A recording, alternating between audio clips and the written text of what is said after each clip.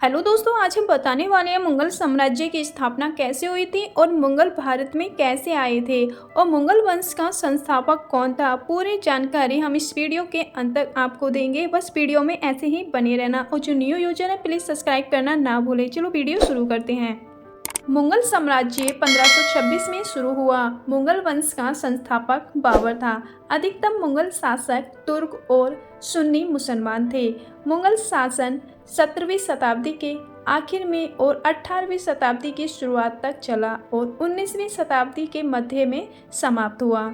चलो दोस्तों, बाबर का शुरुआती जीवन के बारे में जान लेते हैं। बाबर पर अपने परिवार की जिम्मेदारी बहुत कम उम्र में ही आ गई थी। अपने पैतृक स्थान फरगना को वे जीत तो गए थे, लेकिन ज़्यादा दिन तक वहां राज नहीं कर पाए। वे इसे कुछ ही दिनों में हार गए, जिसके बाद उसे बहुत कठिन समय देखना पड़ा और उन्होंने बहुत मुश्किल से जीवन यापन किया। लेकिन इस मुश्किल समय में भी वे अपने कुछ वफादारों ने उनका साथ नहीं छोड़ा। कुछ सालों बाद जब उनके दुश्मन एक दूसरे से दुश्मनी निभा रहे थे, तब इस बात का फायदा बाबर ने उठाया और वे 1502 में अफगानिस्तान के काबुल को जीत लिए। इसके साथ ही उन्होंने अपना पैतृक स्थान फरगना व समरकंद को भी जीत लिया। बाबर की 11 बेगम थी, जिससे उसको 20 बच्चे हुए थे। बाबर का पहला बेटा हुमायूं था, जिसे उसने अपना उत्तराधिकारी बनाया था। मध्य एशिया में जब बाबर अपना साम्राज्य नहीं फैला पाया, तब उसकी नज़र भारत पर हुई। उस समय भारत की राजनीतिक स्थिति बाबर को अपना साम्राज्य फैलाने के लिए उचित लग रही थी। उस समय दिल्ली के सुल्तान बहुत सी लड़ाइयाँ हार रहे थे, जिस वजह से विघटन की स्थिति उत्पन्न हो गई थी। भारत के उत्तरी क्षेत्र में कुछ प्रदेश अफगान और राजपूत के अंदर थे, लेकिन इन्हीं के आसपास के क्षेत्र स्वतंत्र थे, जो अफगानी व राजपूतों के क्षेत्र में नहीं आते थे।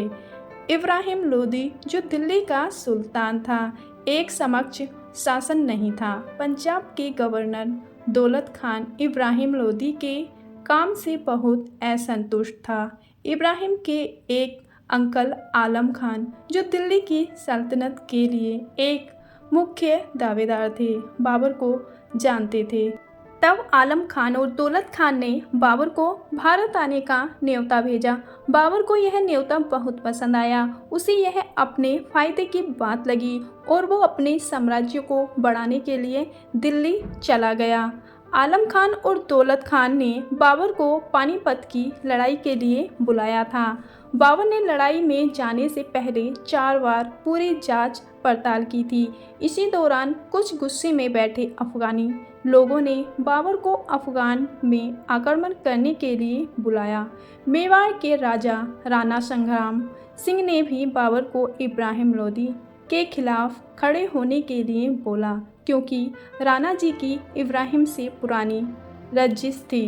इन्हीं सब के चलते बाबर ने पानीपत में इब्राहिम लोदी को युद्ध के लिए ललकारा। अप्रैल 1526 में बाबर पानीपत की लड़ाई जीत गया। अपने को हारता देख इस युद्ध में इब्राहिम लोदी ने खुद को मार डाला। सबको ये लगा था कि बाबर इस लड़ाई के बाद भारत छोड़ देगा, लेकिन इसका उल्टा हुआ। बाबर ने भारत में ही अपना साम्राज्य फैलाने की ठान ली। भारत के इतिहास में बाबर की जीत पानीपत की पहली जीत कहलाती है। इसे दिल्ली की भी जीत माना गया। इस जीत ने भारतीय राजनीति को पूरी तरह बदल दिया। साथ ही मुगलों के लिए भी यह बहुत बड़ी जीत साबित हुई। खानवा की लड़ाई। पानीपत की जीत के बाद भी बाबर की स्थिति भारत में मजबूत नहीं थी। राणा संग्राम ने ही बाबर को भारत का न्योता दिया था। उन्हें लगा था वो वापस काबुल चला जाएगा, लेकिन बाबर का भारत में रहने के फैसले ने राणा संग्राम को मुसीबत में डाल दिया। अपने आप को और मजबूत बनाने के लिए बाबर ने मेवाड़ के राणा संग्राम को चुनौती दी और उन्हें खानवा में हरा दिया। राणा संग्राम सिंह के साथ ही कुछ अफगानी शासक भी जुड़ गए थे, जिसके बाद उन्होंने अफगान चीफ को भी हरा दिया। 17 मार्च 1527 में खानवा में दो विशाल सेना एक दूसरे से भिड़ गई। राजपूतों ने हमेशा की तरह अपनी लड़ाई लड़ी, लेकिन बाबर की सेना के पास नए उपकरण थे जिसका सामना राजपूत नहीं कर पाए और वे बहुत बुरी तरीके से हार गए। राजपूत की पूरी सेना को बाबर की सेना ने मार डाला। राणा संग्राम अपने आप को हारता देख भाग गए और खुदकुशी कर ली। राणा संग्राम के मरने के साथ राजपूतों को अपना भविष्य खतरे में दिखाई देने लगा। इस जीत के साथ लोगों ने उसे घाजी की उपाधि दी। घाघरा की लड़ाई। राजपूतों को हराने के बाद भी बाबर को अफगानी शासक जो बिहार व बंगाल में राज्य कर रहे थे, उनके विरोध का सामना करना पड़ा। मई 1529 में बाबर ने घाघरा में सभी अफगानी शासकों को हरा दिया। बाबर अब एक मजबूत शासक बन गया था जिसे कोई भी हरा नहीं सकता था। इसके पास एक विशाल सेना तैयार हो गई थी। कोई भी राजा बाबर को चुनौती देने से डरता था।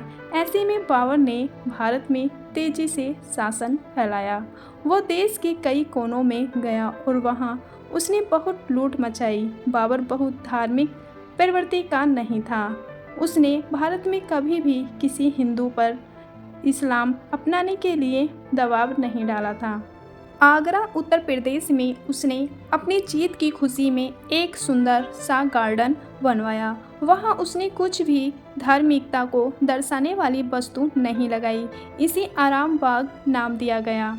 चलो दोस्तों, जानते हैं बाबर की मृत्यु कब हुई थी और किस वजह से हुई थी। मरने से पहले बाबर पंजाब, दिल्ली, बिहार जीत चुका था। मरने से पहले उसने खुद की किताब लिखी थी जिसमें उसके बारे में हर छोटी बड़ी बात बताई गई है। बाबर का बेटा हुमायूं था। कहते हैं जब वो 22 वर्ष का था तब एक भयानक बीमारी ने उसे घेर लिया। बड़े से बड़े वैद्य, हकीम उसकी बीमारी को ठीक नहीं कर पा रहे थे। उसका कहना था अब भगवान ही कुछ कर सकते हैं। बाबर हुमायूं को बहुत चाहते थे। वे अपने उत्तराधिकारी को ऐसे मरते नहीं देख पा रहे थे।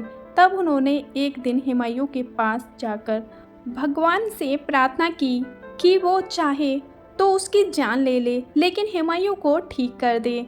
उसी दिन से हुमायूं की हालत सुधरने लगी। जैसे जैसे हुमायूं ठीक होते गया, बाबर बीमार होते गया। सबने इसे भगवान का चमत्कार ही समझा। 1530 में हुमायूं जब पूरा ठीक हुआ, बाबर को मौत हो गई।